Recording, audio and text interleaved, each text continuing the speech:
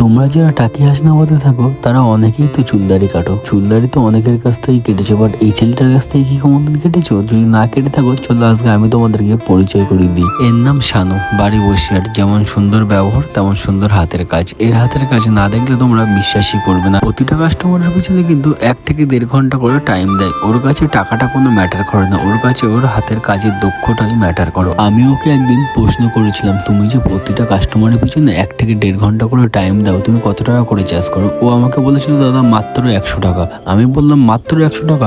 অন্যান্য জায়গায় তো 1 থেকে 150 টাকা করে চার্জ করে। তখনও আমাকে ও উত্তর দিল, দাদা আমার কাছে টাকাটা কোনো ম্যাটার করে না। আমি যদি আজকে তোমার কাজটা ভালোভাবে না করে দিই, তুমি যদি স্যাটিসফাই না পাও আমার কাছে কাটিং করে, তাহলে কি তুমি পরের বার আমার কাছে আসবে? আমি চুল কাটতে গিয়েছিলাম সন্ধ্যে 6টায় আর উঠেছিলাম 8:30টায়। মানে আমার পেছনে 2.5 ঘন্টা খাটার পরে ফাইনালি লুকটা আমি তোমাদেরকে দেখাচ্ছি। দেখো, ফার্স্ট চুল কাটতে যাওয়ার সময় আমাকে কিন্তু এমন লাগছিল, আর এখন দেখো কেমন লাগছে। দেখো, এটা আমার ফাইনাল লুক। 2.5 ঘন্টা খাটার পরে আমার পিছনে ও আমাকে এই লুকটা তৈরি করে দিয়েছে। আর আমাকে কেমন লাগছে তোমরা কিন্তু অবশ্যই কমেন্টে জানিও। এবার বলি, তোমরা এর দোকানে আসবে কিভাবে? তোমরা যদি কেউ নদীর উপর বা টাকির থেকে আসো, তাহলে কিন্তু তোমাদেরকে ফার্স্ট আসতে হবে মিতালি মোড়। আর মিতালি মোড়ে কিন্তু অনেক দোকান আছে, তারই মাঝে এই ছোট্ট সেলুনটা আছে। এই সেলুনের নাম হচ্ছে সোনু হেয়ার কাট।